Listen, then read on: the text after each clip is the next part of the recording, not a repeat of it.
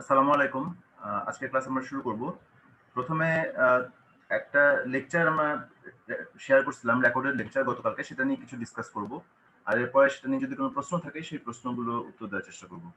তো গতকালকের ক্লাসটা তো হয়নি। সেখানে একটা রেকর্ডেড লেকচার আপলোড করা ছিল এবং রেকর্ডেড লেকচারের টপিক যেগুলো ছিল ইনভার্টারের বাকি অংশটুকু, যেটুকু এর আগে ক্লাসে ডিসকাস হয়ে গেছে তারপর থেকে। প্রথমত ছিল হচ্ছে পিডব্লিউএম ইনভার্টার, সেটা নিয়ে কিছু ডিসকাশনস। তারপরে ছিল হচ্ছে কারেন্ট সোর্স ইনভার্টার এবং সর্বশেষ ছিল রেজোনেন্ট ইনভার্টার। সো এই বেশ কয়েক ধরনের ইনভার্টার নিয়ে ডিসকাশনস ছিল। তো আমরা আজকে শুরু করব এই ডিসকাশনগুলো, একটা রিভিউ করব এবং রিভিউর পরে যদি তোমাদের কোনো প্রশ্ন থাকে গতকালকে রেকর্ডটা নিয়ে অথবা আজকে ক্লাস নিয়ে, তাহলে সেগুলোর উত্তর দিব। তো শুরু করা যাক। প্রথমে আসবো আমরা পিডব্লিউএম ইনভার্টার নিয়ে ডিসকাশনে। তো প্রথমেই প্রশ্ন হচ্ছে পিডব্লিউএম ইনভার্টারটা আমরা কেন তৈরি করলাম? তো এটার মূল কারণটা হচ্ছে এরকম যে প্রথম আমরা যখন সিঙ্গেল ফেজ ব্রিজ ইনভার্টার তৈরি করি, সিঙ্গেল ফেজ ব্রিজ ইনভার্টারের আউটপুটটা দেখতে ছিল অনেকটা এরকম। আমরা যদি এটা আউটপুটটা দেখি, আউটপুট দেখতে ছিল একদম পারফেক্ট একটা স্কয়ার ওয়েভ। এই ছিল তার আউটপুট। ওকে, সো তুমি যদি কোনো ইনপুট দাও, ইনপুট সে ফর এক্সাম্পল তুমি যদি একটু বেটার ওয়েবশেপ আঁকার চেষ্টা করি। হ্যাঁ, সো ইনপুট যদি হয় এমন যে ডিসি সোর্সটা যদি হয় ভিএস, ডিসি সোর্সের ম্যাগনিটিউড যদি হয় ভিএস, তাহলে দেখা যাচ্ছিল আউটপুট ভোল্টেজের পজিটিভ সাইকেলের ম্যাগনিটিউড হবে প্লাস ভিএস এবং নেগেটিভ সাইকেলের ম্যাগনিটিউড হবে মাইনাস ভিএস। সো সেক্ষেত্রে আরএমএস যে ভ্যালুটা আসতো, আরএমএস ভ্যালুটাও আসতো ইকুয়াল টু ভিএস। তো এখন আমরা যখন ইনভার্টার ডিজাইন করি, স্বাভাবিকভাবে আমাদের এক্সপেকটেশন থাকে আউটপুট ভোল্টেজটা যেন ভ্যারি করার সুযোগ থাকে। ঠিক আছে, এটা আমাদের একটা এক্সপেকটেশন, কারণ আমাদের ভিন্ন ভিন্ন অ্যাপ্লায়েন্সের ভিন্ন ভিন্ন সাপ্লাই রিকোয়ারমেন্ট হতে পারে। কাজে ইনভার্টারের থেকে যে আউটপুটটা আমরা পাচ্ছি, সেটা ইভেন্চুয়ালি আমরা ফিট করি হচ্ছে কোনো একটা লোডে, কোনো একটা অ্যাপ্লায়েন্সে। সো সেই অ্যাপ্লায়েন্সের রিকোয়ারমেন্ট যদি ভিন্ন ভিন্ন ম্যাগনিটিউডের ভোল্টেজ হয়, অথবা হয়তো এমন হতে পারে তার স্পিড কন্ট্রোলের জন্য ভিন্ন ভিন্ন ম্যাগনিটিউডের ভোল্টেজ প্রয়োজন, বা অন্য কোনো পারপাসে ভ্যারিয়েবল ভোল্টেজ প্রয়োজন, সেই সব ক্ষেত্রে আমরা কি করতে পারি?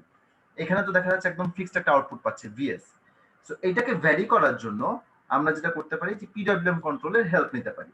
ওকে, সো প্রথম আমরা যেটা দেখতে পাচ্ছি যে পিডব্লিউএম কন্ট্রোল আমাকে হেল্প করবে ভোল্টেজ ভ্যারি করতে, আউটপুটের ভোল্টেজটাকে ভ্যারি করতে।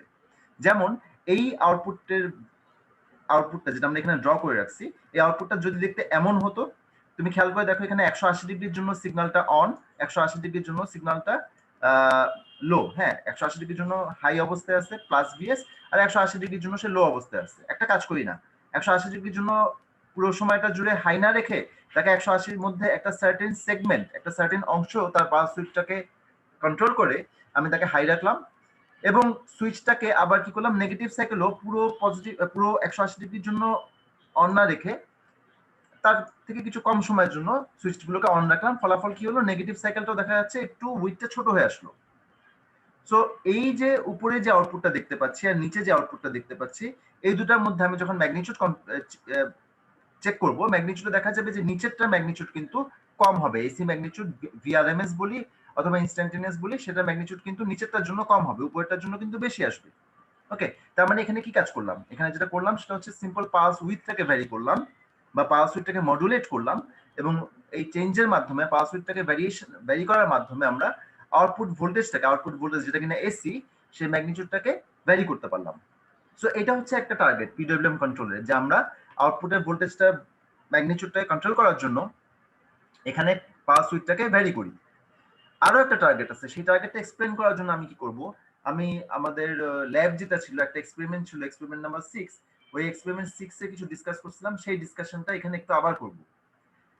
আমাদের এক্সপেরিমেন্ট নাম্বার 6, যেটা আশা করি এটা সবার হয়ে গেছে ল্যাবের ডিসকাশন, সেখানে সিঙ্গেল ফেজ ব্রিজ ইনভার্টারটা ছিল দেখতে এরকম, এবং সিঙ্গেল ফেজ ব্রিজ ইনভার্টারে আমরা কি করতাম, আমরা একটা এসি কারেন্ট ফ্লো করাতাম। কিভাবে? আমরা সুইচগুলো কন্ট্রোলের মাধ্যমে সেখানে একটা এসি কারেন্ট ফ্লো করাতাম, এবং যে এসি কারেন্টটা ফ্লো করতো, সেই এসি কারেন্টটা ছিল একদম পারফেক্ট একটা স্কয়ার ওয়েভ। তো সেই ওয়েভটা দেখতে কেমন ছিল, আমরা যদি একটু দেখি, যে আমাদের সার্কিটটা ছিল দেখতে এরকম। যদি পিওরলি রেজিস্টিভ লোডের জন্য হয়, তাহলে তো ডায়োডগুলোর কোনো প্রয়োজন নাই, তখন সেই সার্কিটটা দেখতে হবে এরকম। সো সেক্ষেত্রে কি হয়, যদি তুমি Q1 এবং Q2 কে অন করো, তাহলে কারেন্ট কোন ডিরেকশনে যাবে, সোর্স ছিল DC source VS, so current Q1 এর মধ্যে দিয়ে যে লোড হয়ে সোর্সে ব্যাক করবে। সো এটা হচ্ছে কারেন্টের পাথ।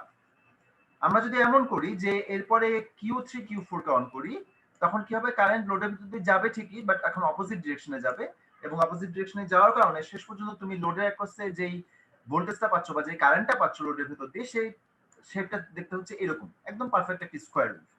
ওকে, সো এখন এই যে স্কয়ার ওয়েভ আমরা পেলাম, এখানে একটা সমস্যা থাকে।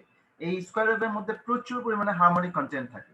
হারমোনিক কন্টেন্ট মেজার করার জন্য আমরা কি করি? হারমোনিক কন্টেন্ট মেজার করার জন্য আমরা টিএইচডি বলে একটা প্যারামিটার আছে, টোটাল হারমোনিক ডিস্টরশন, সেই প্যারামিটারটা ইউজ করি। এবং সেই প্যারামিটার যদি ইউজ করি, দেখা যায় যে এই কেসটাতে টোটাল হারমোনিক ডিস্টরশনের পরিমাণ 48% এরও বেশি। এই যে টোটাল হারমোনিক ডিস্টরশনের পরিমাণ 48% এরও বেশি। এখানে কোন কোন হারমোনিক খুব ইম্পর্টেন্ট রোল প্লে করে বা হারমোনিক কন্টেন্ট বাড়াতে সাহায্য করে? থার্ড হারমোনিক, সেই আসলে প্রিন্সিপাল কম্পোনেন্ট। দেখা যাচ্ছে হারমোনিকদের মধ্যে, হারমোনিক অন্যান্য কম্পোনেন্টের মধ্যে তার ম্যাগনিটিউড সবচেয়ে বেশি। তারপরে ফিফথ, তারপরে সেভেন্থ, এভাবে যত হারমোনিকের অর্ডার বাড়তে থাকে তত তার ম্যাগনিটিউড কমতে থাকে, তার কন্টেন্ট বা কন্ট্রিবিউশন কমতে থাকে।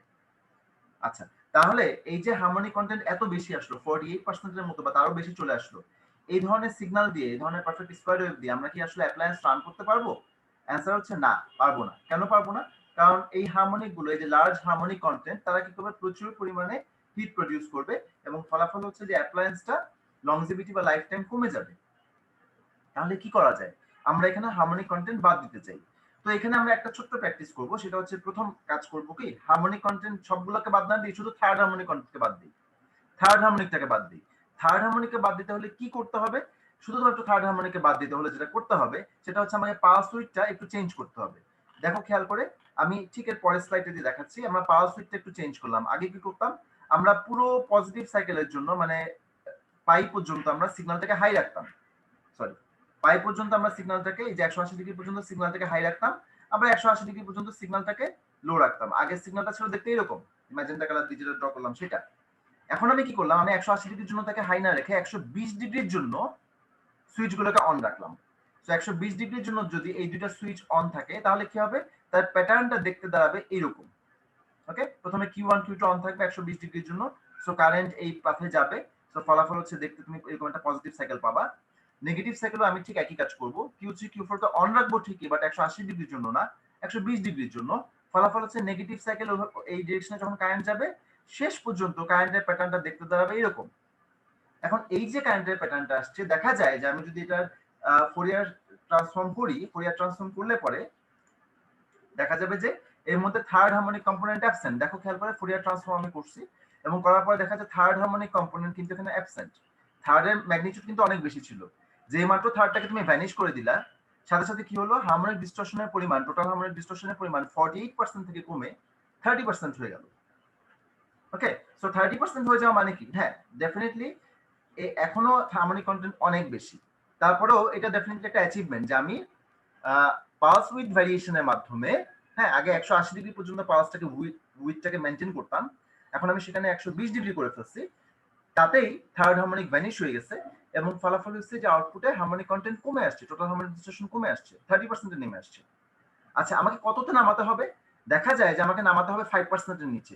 IEEE কিছু কোড আছে, সেই কোড আমাকে বলে যে টোটাল হারমোনিক ডিস্টরশন যখন আমি সাপ্লাই মেজার করব, সাপ্লাই শুড হবে টোটাল হারমোনিক ডিস্টরশন বিলো 5%। ওকে, সো 5% এর নিচে আনা কিন্তু খুব বড় চ্যালেঞ্জ। কারণ 5% এর নিচে আনতে হলে আরো অনেক কিছু করতে হবে। সে অনেক কিছু কি? আমাদের আলটিমেট টার্গেট হচ্ছে একটা সাইন ওয়েভে যাওয়া, কিন্তু পারফেক্ট সাইন ওয়েভ আমরা কখনোই যেতে পারি না, তাই না? আমাদের প্রথম আউটপুট যেটা আমরা পেয়েছিলাম সেটা হচ্ছে ছিল দেখতে এরকম স্কয়ার ওয়েভ। আমাদের আলটিমেট টার্গেট হচ্ছে এরকম একটা সাইন ওয়েভে যাওয়া, কিন্তু এই সাইন ওয়েভে যাওয়া খুব সহজ না। আমরা যেটা করতে পারি, এর মাঝামাঝি একটা কিছুতে যেতে পারি, সেটা হচ্ছে এরকম একটা স্টার কেস লুক নিয়ে আসতে পারি, যাতে করে তার হারমোনিক কন্টেন্ট কমে আসে। ওকে, সো আমরা কি করলাম? এরপরে যেহেতু আমাদের টার্গেট হচ্ছে সাইন ওয়েভে যাওয়া, আমরা একটা কাজ করি না কেন, সাইন ওয়েভকে রেফারেন্স সিগন্যাল হিসেবে ব্যবহার করি এবং সাইন ওয়েভকে রেফারেন্স সিগন্যাল হিসেবে ব্যবহার করে আমরা একটা পিডব্লিউএম সিগন্যাল প্রডিউস করব। ওই সিগন্যাল দিয়ে সুইচগুলোকে অন অফ করব এবং দেখা যাবে যে এর ফলে লোডের ভিতর যে কারেন্টটা যাবে সেটা হবে অনেকটা এই ধরনের, এবং এই ধরনের কারেন্ট ফ্লো করা মানে তার হারমোনিক কন্টেন্ট অনেক কমে আসবে। সো কি করলাম আমরা? আমরা একটা পিডব্লিউএম সিগন্যাল প্রডিউস করলাম। কিভাবে? রেফারেন্স হিসাবে নিব হচ্ছে যে ধরনের আমি চাই সেই ধরনের সিগন্যালকে। যেমন আমি রেফারেন্স হিসেবে ইউজ করব এখানে সাইনোসয়েডাল সিগন্যাল, কারণ আমি সাইনোসয়েডাল সিগন্যাল আউটপুটে চাচ্ছি সেজন্য। সো দেখো এখানে আমরা একটা কম্পারেটর ইউজ করলাম। কম্পারেটরে নন ইনভার্টিং ইনপুটে আমরা দিচ্ছি হচ্ছে রেফারেন্স সিগন্যাল, যেরকম সিগন্যাল আমরা চাই। তো আমরা সাইন ওয়েভ চাই, এজন্য এখানে ইনপুটে সাইন ওয়েভ দিলাম। আমি যদি ট্রায়াঙ্গুলার চেতাম তাহলে এখানে ইনপুটে ট্রায়াঙ্গুলার দিলাম। ওকে, আচ্ছা, এরপরে আরেকটা ইনপুটে কি দিব? ইনভার্টিং ইনপুটে দিব হচ্ছে ক্যারিয়ার সিগন্যাল, হাই ফ্রিকোয়েন্সি একটা ক্যারিয়ার সিগন্যাল। সেটা কেমন হতে পারে?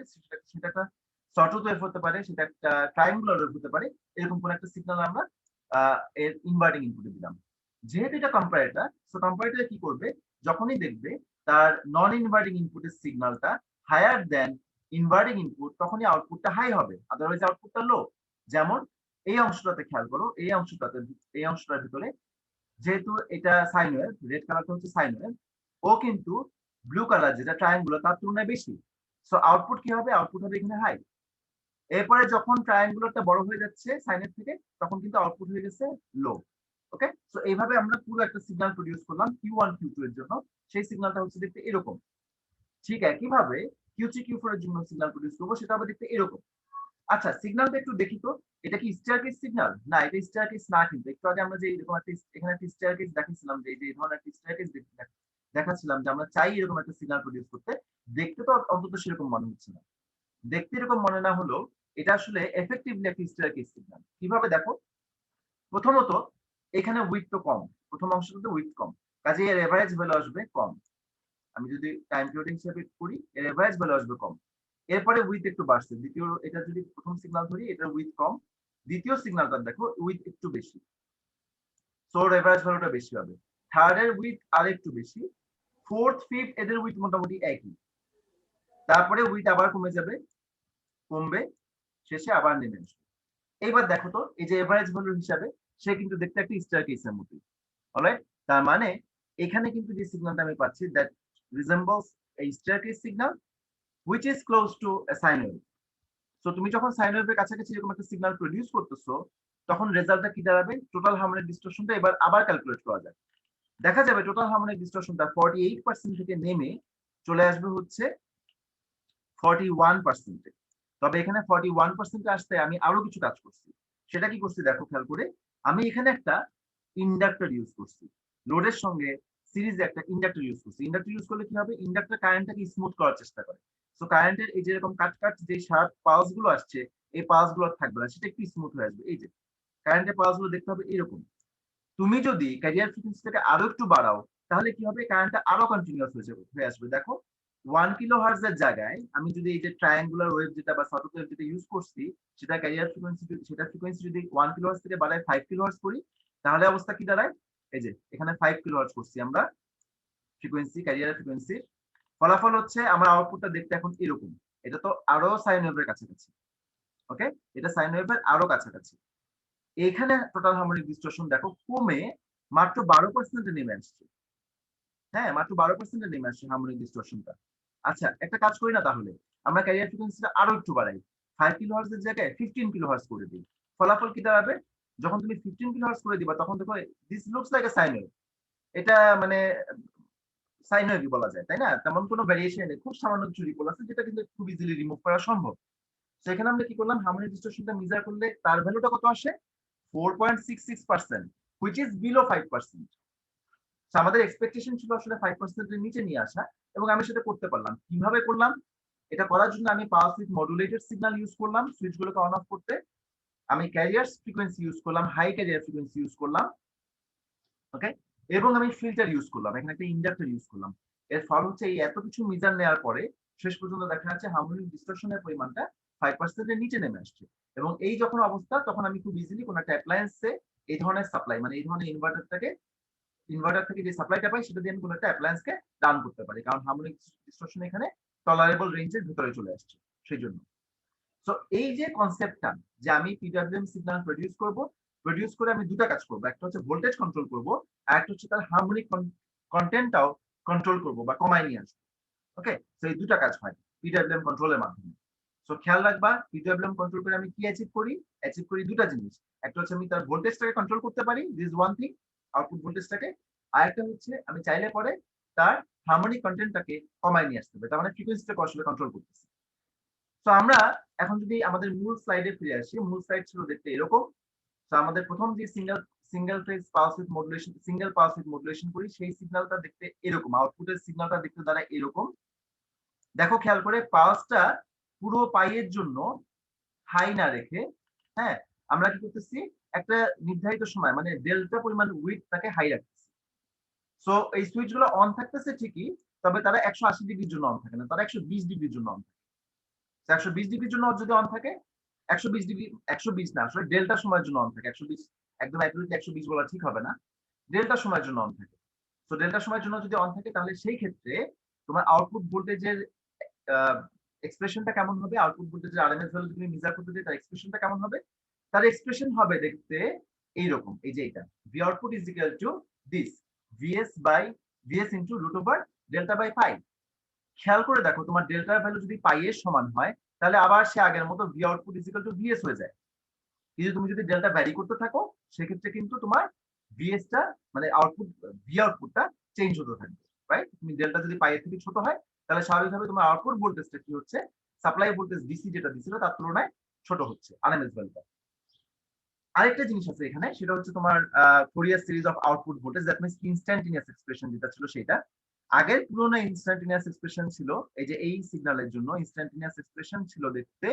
এরকম 4vs divided by n pi into sin n omega t এই টার্মটা সেখানে ছিল না এখন এই টার্মটা ইনক্লুড হয়ে গেছে কেন ইনক্লুড হয়েছে কারণ তুমি এখন তোমার পালস উইডটাকে কিন্তু এতখানি ওয়াইড রাখো না তুমি এটাকে আগের তুলনায় ছোট করতে পারো ওকে ছোট করে দিতে পারো ছোট করলে দেখা যাবে যে তোমার এটা একটা এফেক্ট এটা ম্যাগনিটিউডের মধ্যে চলে আসছে সো এই ম্যাগনিটিউড টার্মের মধ্যে sin n ডেল্টা বাই 2 এই টার্মটা চলে আসে এখন আমরা এখানে একটা ছোট এক্সাম্পল সলভ করছি সেই এক্সাম্পলটা কি আমরা থার্ড হারমোনিক কম্পোনেন্টটাকে রিমুভ করতে চাই থার্ড হারমোনিক কম্পোনেন্টটাকে জিরো বানাই দিতে চাই সেক্ষেত্রে ডেল্টা কত হওয়া উচিত আমরা একটু আগে কিন্তু এক্সাম্পলটা দেখে আসছি এই যে ইনভার্টার এই ডিসকাশনের মধ্যে খেয়াল করে দেখো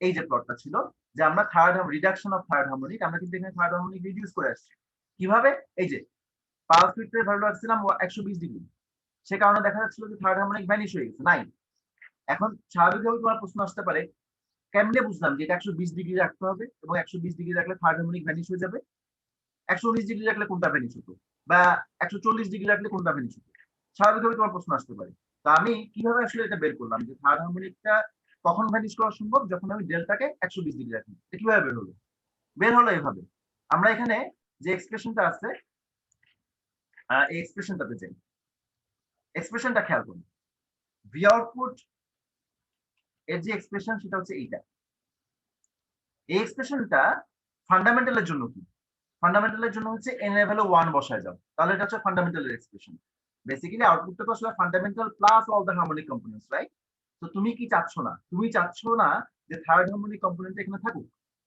থার্ড হারমোনিক কম্পোনেন্টের এক্সপ্রেশন তাহলে কি থার্ড হারমোনিক কম্পোনেন্টের এক্সপ্রেশন হচ্ছে 4vs by 3 pi into sin 3 delta by 2 into sin 3 omega t n এর ভ্যালু 3 বসাবো ওকে তার মানে এখানে যখন তুমি 3 বসাচ্ছ সেটা হয়ে যাচ্ছে থার্ড হারমোনিকের এক্সপ্রেশন এবং সেটা তুমি কি চাও সেটা তুমি চাও 0 হোক তো কি করলাম আমি ওইটাকে বসাই দিলাম হচ্ছে 0 এখানে রুট 2 দিয়ে ভাগ করা হয়েছে না করলেও চলে কারণ এটা আরএমএস ভ্যালু নিয়ে আসা হয়েছে তুমি ইভেন পিক ভ্যালু রাখতে পারো পিক ভ্যালু আরএমএস ভ্যালু 0 মানে পিক ভ্যালু 0 সবাই 0 থার্ড হারমোনিকের সবকিছুই 0 তো এটা কখন 0 হবে আসলে তুমি খেয়াল করে দেখো তোমার প্রথম টার্মটা কিন্তু কোনো অবস্থাতেই 0 হতে পারে না কারণ 4vs তুমি কিন্তু একটা সাপ্লাই দিচ্ছ so this will never be a 0 component তাহলে কে 0 হবে 0 হবে হচ্ছে sin 3 delta by 2 so sin 3 delta by 2 কে তুমি যখন 0 করো তার মানে কি sin কতর ভ্যালু আসলে 0 sin 180 এর ভ্যালু 0 সো আমি যেটা লিখতে পারি 3 delta by 2 is equal to 180 degree and from there you get delta is equal to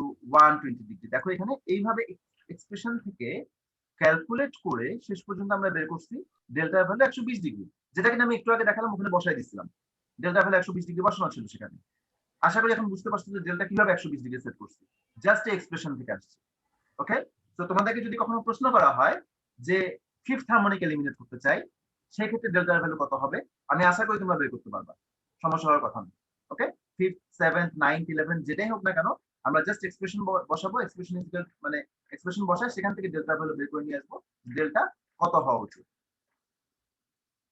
আমরা একটু আগে তাহলে আমাদের এখানে সাইনোসয়েডাল পালস উইথ মডুলেশন ছিল একটা সাইনোসয়েডাল পালস উইথ মডুলেশন যেহেতু আমরা আউটপুটে সাইনোসয়েডাল ওয়েভ চাই সেজন্য আমরা সাইনোসয়েডালকে রেফারেন্স হিসেবে ধরি একটা সমস্যা এখানে অ্যারাইজ করে সেটা হচ্ছে সাইনোসয়েডালকে যখন আমরা রেফারেন্স হিসেবে ধরি পালস উইথ গুলো তুমি যদি একটু চেক করো পালস উইথটা তোমার এক্সপেকটেশন হচ্ছে প্রথমটা অনেক ন্যারো হবে তারপর একটা একটু ওয়াইড হবে মাঝেরটা সবচেয়ে ওয়াইড হবে কারণ তোমার টার্গেট হচ্ছে এরকম একটা সিগন্যাল প্রডিউস করা যে কিনা সাইন ওয়েভের খুব কাছাকাছি।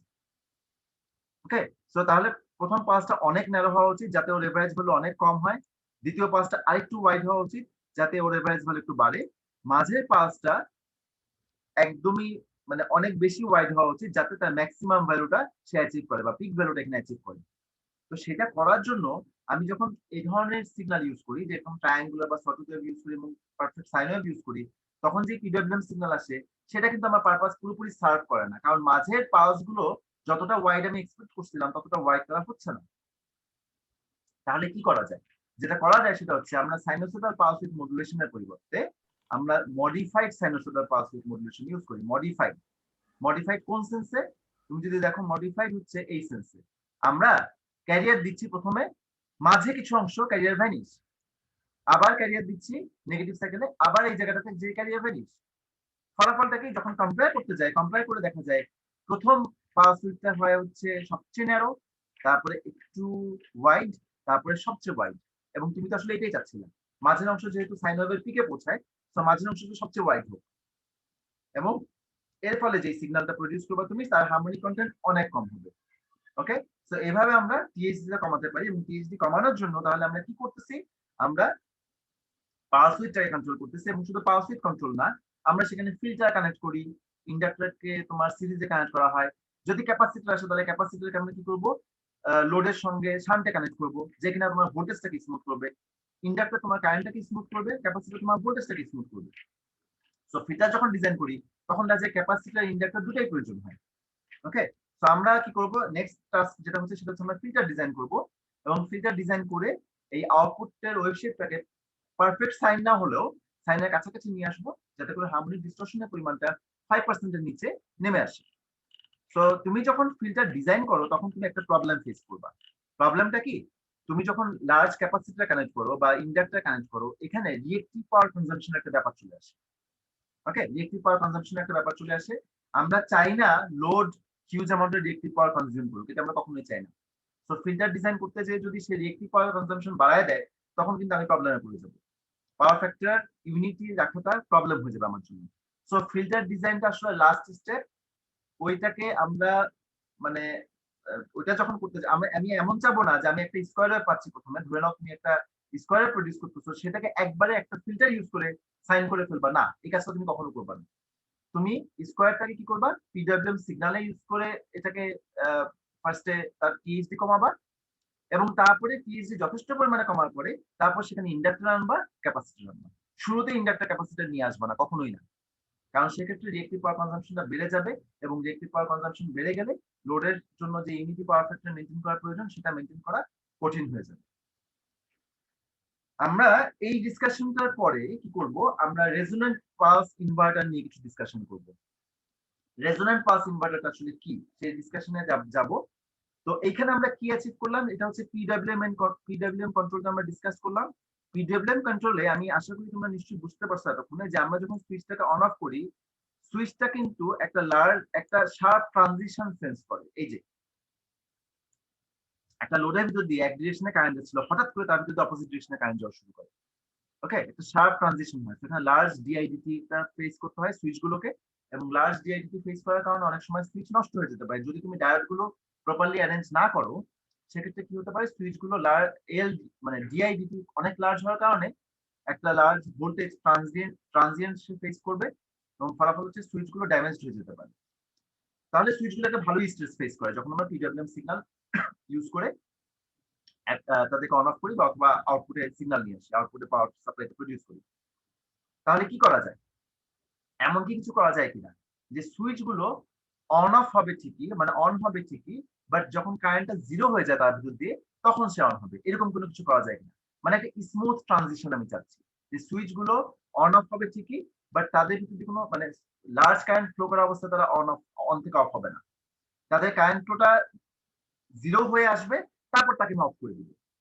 ওকে, তো এটা কখন সম্ভব? এটা তখনই সম্ভব যখন তোমার আউটপুটটা এরকম সাইন হয়, তখন সম্ভব। এই আউটপুট যদি এরকম স্কোয়ার পায় তখন এটা সম্ভব না। সাইন হলে কি হবে দেখো? কারেন্ট ফ্লোটা আস্তে আস্তে কমতে একসময় জিরো হয়ে যাচ্ছে, এখানে এসে সুইচ অফ হয়ে যাচ্ছে, এরপর অপোজিট ডিরেকশনে কারেন্ট ফ্লো করতেছে। অলরাইট, সো এই ক্ষেত্রে সুইচের উপর স্ট্রেসটা কিন্তু কম পড়ে। সেটা কিভাবে তৈরি করা সম্ভব? সেটা তৈরি করা সম্ভব হচ্ছে রেজোন্যান্ট ইনভার্টার দিয়ে। সো রেজোন্যান্ট ইনভার্টারের মধ্যে দিয়ে যে কারেন্টটা ফ্লো করবে সেটা হবে very close two sine wave এবং তার হারমোনিক কন্টেন্টও কিন্তু কম থাকবে।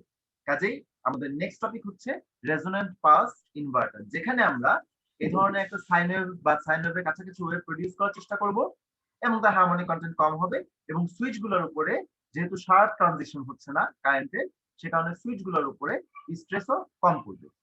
তাহলে সেটা কি করা যায়, কিভাবে আমরা রেজোন্যান্ট ইনভার্টার ডিজাইন করতে পারি? আমরা যাব রেজোন্যান্ট ইনভার্টার ডিজাইনের সেকশনে। তবে তার আগে আমরা একটু পুরনো পড়া, সেই পুরনো পড়া হচ্ছে আমরা থাইরিস্টার কম্পিটিশনে একটা পড়া পড়ছিলাম অনেক আগে, আমাদের মিডেরও আগে। সেই পড়াটা একটু রিভাইজ করতে চাই। সেটা কি? সেটা হচ্ছে কম্পিটিশন ছিল দুই রকম। তোমার সোর্স যদি এসি হয় তাহলে সেটাকে আমরা বলতেছিলাম ন্যাচারাল কম্পিটিশন, যে ইনপুটে এটা যদি একটা এসিআর হয়, একটা সময় পজিটিভ সাইকেল থাকবে, সোর্সে অন থাকবে, একটা সময় এখানে নেগেটিভ চলে আসবে, যেহেতু সোর্সটা তোমার এসি, যদি সোর্স এসি ইউজ করো তখন এসিআর নিজে নিজে অফ হয়ে যাবে। তো সেটাকে বলতেছিলাম ন্যাচারাল কম্পিটিশন। আর ফোর্স কম্পিটিশন কোনটা ছিল? যে তোমার সোর্স যখন এরকম হবে ডিসি, তখন কি হয়, একবার যদি সুইচটাকে অন করো সে বাকি জীবন অন থাকে। কেন অন থাকে? কারণ তোমার তো রিভার্স ভোল্টেজ অ্যাপ্লাই করার কোনো সুযোগই নেই, সোর্সের নেচারই সেটাকে সাপোর্ট করে না। সে কারণে সে অন থাকবে একবার অন করে দিলে। তাকে অন অফ করতে হলে কি করতে হবে? কিছু এডিশনাল অক্সিলারি কম্পোনেন্ট নিয়ে আসতে হবে এবং ফোর্সফুলি তাকে অফ করতে হবে। সেজন্য সেটা ছিল ফোর্স কম্পিটিশন। ফোর্স কম্পিটিশনের অনেকগুলো প্রকারভেদ ছিল। সেলফ কম্পিটিশন থেকে শুরু করে impulse competition, resonant pulse, complementary, অনেকগুলো প্রকারভেদ ছিল। আমরা আমাদের যেটা কাজে লাগবে আজকে সেটা শুধুমাত্র পিক করব, সেটা হচ্ছে সেলফ কম্পিটিশন। এই সার্কিটটা আমাদের কাজে লাগবে। তো আমরা এটাই করি। সেলফ কম্পিটিশন দেখে দেখি। সেলফ কম্পিটিশন হচ্ছে এই সার্কিটটা। সার্কিটের মধ্যে কি কি আছে? খুব সিম্পল, পুরনো পড়া, জাস্ট একবার ডিভাইস করা। প্রথম হচ্ছে ডিসি সোর্স, তারপরে হচ্ছে একটা সুইচ এসসিআর, তারপরে দেখো একটা ইন্ডাক্টর, তারপরে একটা ক্যাপাসিটর। অলরাইট, আর কিছু নেই। একটা লোড আছে, লোডটা এখানে ড্র করা হয়নি। রেজিস্টিভ একটা লোড ডেফিনেটলি আছে, সেটা এখানে ড্র করা হয়নি সিম্পলিসিটির সাথে। কিভাবে এটা কাজ করতো? তুমি সুইচটাকে অন করতে, থাইরিস্টরটাকে অন করতে, অন করার পরে কি হতো, এর ভিতরে কারেন্ট ফ্লো করতো। সেই কারেন্টটা ছিল দেখতে এরকম একটা পজিটিভ সাইকেল, সাইনোসয়েডালের একটা পজিটিভ সাইকেল ফ্লো করে, আর কিছু নাই। ঠিক আছে? and by the time this current goes to zero crossing, the voltage across the capacitor will be simply twice the supply voltage. Okay, supply voltage এর twice voltage এই ক্যাপাসিটরটা charge up হয়ে যাবে যতক্ষণে কারেন্ট এখানে মধ্যে জিরো হয়ে যায় এবং এরপর তো এসিআর অফ হয়ে যায়, কারণ অপোজিট ডিরেকশনে তো আর এই বিরুদ্ধে কারেন্ট ফ্লো করতে পারবে না। এসিআর তো অপোজিট ডিরেকশনে কারেন্ট ফ্লো অ্যালাউ করে না। অলরাইট, সো এসিআর অফ হয়ে যায়। তো এসিআর তো অফ হচ্ছে, তার মানে কম্পিটিশন এখানে হচ্ছে। তো তাহলে আমরা এখান থেকে কোন মেসেজটা নিচ্ছি বা কোন লেসনটা নিচ্ছি? আমরা নিচ্ছি হচ্ছে এই লেসনটা। আমরা যদি একটা ডিসি সোর্স ইউজ করি, একটা এসসিআর এর সঙ্গে যে সার্কিটে কিনা ইন্ডাক্টর এবং ক্যাপাসিটর কানেক্টেড আছে, সেখানে একটা সাইনোসয়েডাল কারেন্টের হাফ সাইকেল ফ্লো করবে। এই লেসনটা আমরা নিয়ে যাই, নিয়ে আমরা রেজোন্যান্ট ইনভার্টার ডিজাইন করি। সো রেজোন্যান্ট ইনভার্টার আসে যায়। রেজোন্যান্ট ইনভার্টার তাহলে কেমন ছিল দেখতে?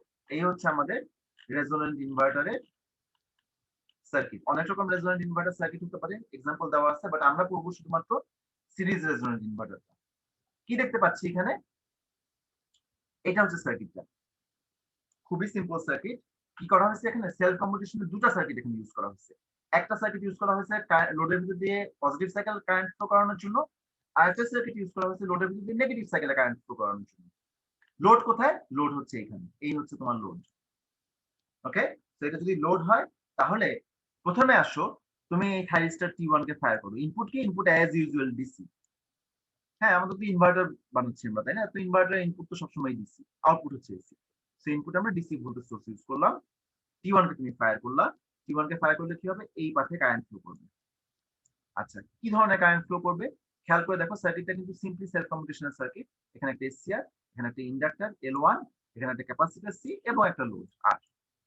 তো এখানে যে কারেন্টটা ফ্লো করবে অবভিয়াসলি সেটা হবে একটা পজিটিভ সাইকেল। একটা সময় এই পজিটিভ সাইকেল কারেন্ট ফ্লো করা শেষ, কারণ ক্যাপাসিটর তো twice the supply voltage charge up হয়ে গেছে। সো আর কারেন্ট ফ্লো করবে না এবং থাইরিস্টার টি1 কিন্তু বন্ধ হয়ে যাবে। থাইরিস্টার টি1 বন্ধ হয়ে গেল। এখানে যখন পৌঁছলাম আমরা জিরো ক্রসিং এ যখন পৌঁছলাম তখন থাইরিস্টার টি1 কিন্তু বন্ধ হয়ে গেছে। এরপরে কি হবে? এরপরে তুমি কি করবা? তুমি টি2 কে ফায়ার করো। কেন তুমি টি2 কে ফায়ার করবা? কারণ তোমার ক্যাপাসিটর অলরেডি এখন এই টার্মিনাল পজিটিভ, এই টার্মিনাল নেগেটিভ।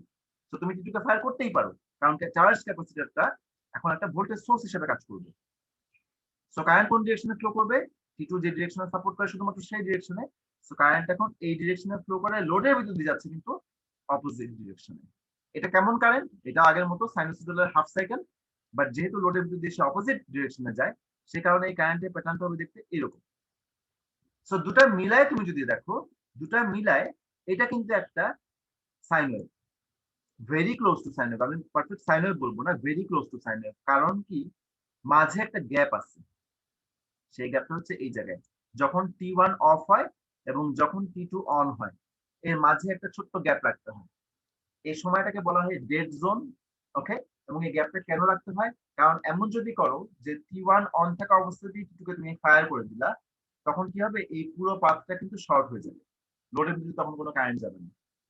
ওকে, সো এটা করা যাবে না। T1 এবং T2 কিন্তু একই সময়ে অন করা যাবে না। T1 অফ হতে হবে, তারপরে তোমাকে T2 অন করতে হবে। অলরাইট, তো এখানে একটু সময়ের গ্যাপ রাখতে হয়, কারণ T1 অফ হতে একটু সময় লাগে। এটা আমরা আগেও পড়ে আসছি যে থাইরিস্টে কেন যে কোনো ডিভাইসই, ডায়োড থেকে শুরু করে সমস্ত ডিভাইসই অফ হতে একটু সময় নেয়। সো এই যে একটু সময়, তারপরে তুমি T2 অন করো, এই সময়টাকে বলি আমরা ডেড জোন। এবং ডেড জোন যত কমায় নিয়ে আসতে পারবো, আমার ওয়েভটা তত সাইন ওয়েভের কাছাকাছি যাবে। কিন্তু পুরোপুরি ডেড জোনকে জিরো করা যাবে না। দেখো খেয়াল করে, এটা হচ্ছে তোমার ইভেন্চুয়ালি আউটপুটে যে কারেন্টটা আসে সেই প্লটটা। এখানে আমরা এই যে ডেড জোনটা দেখতে পাচ্ছি, এই যে এখানে একটা ডেড জোন আছে। অলরাইট, কালার দিয়ে দেখি, এখানে একটা ডেড জোন আছে, এবং এই ডেড জোনটা যত কমায় নিয়ে আসতে পারবো, এটা তত পারফেক্ট সাইন ওয়েভ হয়ে যাবে। অলরাইট, এবং পারফেক্ট সাইন ওয়েভ হয়ে যাওয়া মানে কি, টোটাল হারমোনিক ডিস্টরশনটা ক্লোজ টু জিরো হয়ে যাবে। ওকে, সো এই ধরনের ক্ষেত্রে খেয়াল করে দেখো, সুইচ গুলো নিজেরা অফ হয়, একটা অফ হওয়ার পরে মানে কারেন্ট ফ্লো তার ভিতর দিয়ে জিরো হয়ে যায়, সে নিজে নিজে অফ হয়ে যায়, এবং তারপরে তুমি আরেকটা অন করো। সুইচের উপরে কোনো স্ট্রেস নাই, হ্যাঁ, যে হঠাৎ করে লার্জ কারেন্ট ফ্লো এক ডিরেকশন থেকে আরেক ডিরেকশনে চলে গেল, এরকম কোনো বিষয় নেই এখানে। আরেকটা হচ্ছে যে হারমোনিক ডিস্টরশনটা কমে আসে, this is very close two sine wave. তো আমরা রেজোন্যান্ট ইনভার্টার থেকে যে আউটপুটটা পাই, সেই আউটপুট দিয়ে খুব ইজিলি কিন্তু কোনো অ্যাপ্লায়েন্সকে রান করতে পারি। সো রেজোন্যান্ট ইনভার্টারের এখানে এই যে ডিসকাশন গুলো আমি এখানে তোমাদের সাথে করলাম, এই ডিসকাশন গুলোর সাথে কিন্তু অনেক ইকুয়েশন দেখবা লেখা আছে। এই যে অনেকগুলো ইকুয়েশন হারুন রশিদ স্যারের বই থেকেই নেওয়া। তো ইকুয়েশন গুলো তেমন কোনো প্রয়োজন নাই। কেন? কারণ আমরা যদি এখানে ইকুয়েশন পড়তে চাই, আমাদের সেলফ কম্পিটিশন যখন পড়ে আসলাম সেখানে কিছু ইকুয়েশন শিখছিলাম। তো ওই ইকুয়েশন আর ইকুয়েশন কিন্তু একই, জাস্ট এখানে যে ইকুয়েশন গুলো আছে সেখানে আর কে ইনক্লুড করে ইকুয়েশন গুলো কিন্তু কমপ্লেক্স করা হয়েছে।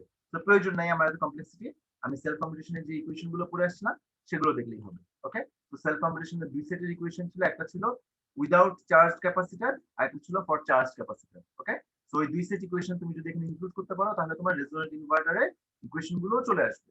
সেই ইকুয়েশন যদি শিখতে হয় আমরা ওখান থেকেই শিখবো, এখান থেকে শেখার প্রয়োজন আপাতত নাই। সো এই গেল হচ্ছে সিরিজ রেজোন্যান্ট ইনভার্টার। তো অবশিষ্ট যে টপিকটা থাকে সেটা হচ্ছে current source inverter. Current source ইনভার্টারটা কি ছিল? কারেন্ট সোর্স ইনভার্টার ছিল দেখতে এরকম। এই হচ্ছে কারেন্ট সোর্স ইনভার্টার। তেমন কিছুই না আসলে, আমাদের ভোল্টেজ সোর্স ইনভার্টারের ইনপুট হিসেবে আমরা ডিসি ভোল্টেজ সোর্স ইউজ করতাম, আর এখন আমরা ইউজ করবো হচ্ছে ডিসি কারেন্ট সোর্স। একটা ভোল্টেজ সোর্স তো তুমি কারেন্ট সোর্সে কনভার্ট করতে পারো কিভাবে? এখানে যদি একটা ডিসি সোর্স থাকে, ভোল্টেজ সোর্স, সেটার সঙ্গে তুমি একটা লার্জ ইন্ডাক্টরকে সিরিজে কানেক্ট করে দিবা। যেহেতু লার্জ ইন্ডাক্টর কানেক্ট করলো, ইন্ডাক্টর কি করবে, কারেন্টের চেঞ্জকে বাধা দিবে। সো এই পুরো পার্টটা মিলে আসলে এই লার্জ ইন্ডাক্টর এবং ডিসি ভোল্টেজ সোর্স, তারা পুরোটা মিলে একটা ডিসি কারেন্ট সোর্সের মতো বিহেভ করবে, কনস্ট্যান্ট কারেন্ট সোর্সের মতো বিহেভ করবে। এবং সেটাই এখানে করলাম, আমরা একটা কনস্ট্যান্ট কারেন্ট সোর্স এখানে ড্র করলাম। ড্র করে তারপর তুমি ট্রানজিস্টর গুলোকে যখন অন অফ করবা, এই অন অফ এর উপরে ভিত্তি করে লোডের ভিতর দিয়ে কারেন্ট ফ্লো করবে। অলরাইট, তো সেটাই এখানে দেখানো হচ্ছে যে কারেন্ট কখনো পজিটিভ ডিরেকশনে ফ্লো করে, কখনো নেগেটিভ ডিরেকশনে ফ্লো করবে লোডের ভিতর দিয়ে। সো ইভেন্চুয়ালি তুমি এরকম একটা কারেন্ট পাবা। কখনো কখনো লোডের ভিতর দিয়ে কোনো কারেন্টই ফ্লো করবে না, যেমন দেখতে পাচ্ছি আমরা এই জায়গাটাতে, এখানে কোনো কারেন্ট ফ্লো করে না। কেন কারেন্ট ফ্লো করে না খেয়াল করে দেখো, এখানে G4 এবং G1 দুটাই কিন্তু অন। যদি G1 এবং G4 দুটাই অন থাকে, মানে Q1 এবং Q4 দুটাই অন, একই আর্মের ট্রানজিস্টর দুটো কিন্তু অন, তাহলে কি হচ্ছে, কারেন্ট কিন্তু সিম্পলি এই পাশে ফ্লো করে যাচ্ছে। ওকে, লোডের ভিতর দিয়ে কোনো কারেন্ট কিন্তু তখন সেখানে যাচ্ছে না। ওকে, লোডের ভিতর দিয়ে কোনো কারেন্ট তখন যাচ্ছে না, পুরো কারেন্ট শুধুমাত্র সুইচ দিয়ে চলে যাচ্ছে, যেহেতু কনস্ট্যান্ট কারেন্ট সোর্স। সো এই কারেন্ট সোর্স যদি শর্ট হয়ে যায় তাতে কোনো সমস্যা নাই, ভোল্টেজ সোর্স শর্ট হয়ে গেলে সমস্যা হতো, এই আর কি। তো তাহলে আমাদের এই জায়গাটাতে হচ্ছে যে কারেন্ট সোর্স সিঙ্গেল ফেজ ছিল, এটা সিঙ্গেল ফেজ ইনভার্টার। আমরা এর পরে যে পার্টটা দেখতে পাচ্ছি সেটা হচ্ছে three phase current source inverter. এটা 120 ডিগ্রি কন্ডাকশনের জন্য দেখানো আছে, 120 ডিগ্রি কন্ডাকশনের জন্য দেখানো আছে। তো এটা ছিল পাই। পাইয়ের মধ্যে তোমার তুমি যদি তিনটা সেগমেন্টে ভাগ করো, সাইড সাইড সাইড করে, তাহলে আমরা দুইটা সেগমেন্ট কভার করবো প্রতিটা গেট পাস। এবং নিয়ম অনুযায়ী লেভেলিংটা আগের মতোই 135462, লোডটা হচ্ছে resistive load, Y connected balance load, এবং প্রতিটা গেট পাস আগেরটার তুলনায় 60 ডিগ্রি করে সরে আসবে। এবং এরপরে তুমি দেখবা আসলে কোন আর্মের মধ্যে দিয়ে কখন কারেন্ট ফ্লো করে সুইচের অন থাকার উপর ভিত্তি করে সেভাবে তুমি তিনটা যে ফেজ কারেন্ট আছে বা তিনটা লাইন কারেন্ট যাই বলো, কিন্তু ফেজ কারেন্ট লাইন কারেন্ট এক, যেহেতু আমাদের Y connected load, so IA, IB এবং আইসি এই তিনটা আমরা এখানে প্লট করতে পারবো। আইএ থেকে আইবি প্লট করার পরে সবকিছু ঠিক আছে কিনা সেটা ক্রস চেক করার জন্য দেখবা যে আইএ থেকে আইবি 120 ডিগ্রি শিফটেড কিনা। দেখো খেয়াল করে, আইএ থেকে আইবি কিন্তু 120 ডিগ্রি পরিমাণে শিফটেড, আবার আইসি কিন্তু আরো 120 ডিগ্রি শিফটেড। ওকে, তো এইভাবে আমরা ক্রস চেক করে দেখতে পারি যে আমাদের ড্রয়িংটা ঠিক আছে কিনা। তো এই হচ্ছে আমাদের কারেন্ট সোর্স ইনভার্টার। আমার মনে হয় এই ডিসকাশন গুলোই ছিল তোমাদের রেকর্ডেড ক্লাসে, তো সেটা পুরোটাই আমরা রিভিউ করার চেষ্টা করলাম। তোমাদের কোনো প্রশ্ন থাকলে এখন করতে পারো।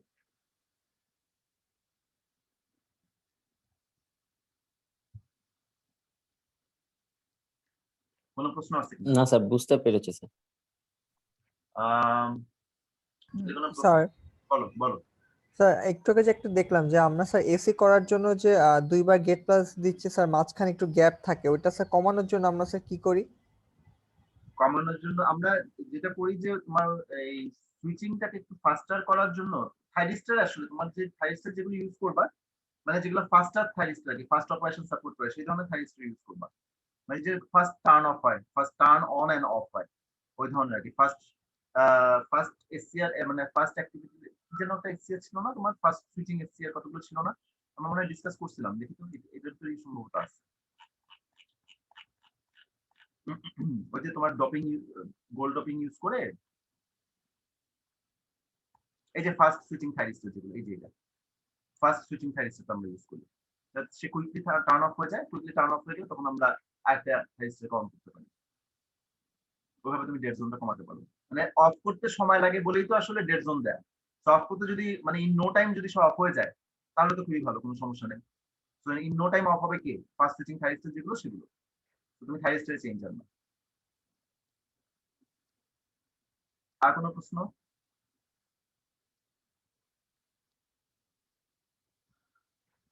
আচ্ছা, তোমরা যারা প্রেজেন্ট আছো তারা একটু ওয়াই দিয়ে দাও চ্যাট বক্সে, তাহলে অ্যাটেন্ডেন্সটা চলে আসছে। আর আমাদের ক্লাস টেস্টটা এর পরের ক্লাসে ইনশাআল্লাহ আমাদের ক্লাস টেস্ট হয়ে যাবে এটার ইনভার্টারের। তো টোটাল টপিকটা ইনভার্টারের লেকচারগুলো আপলোড করা আছে, ওগুলো কেয়ারফুলি চেক করবা। নেক্সট ক্লাসে আমরা এটা নিয়ে নিব।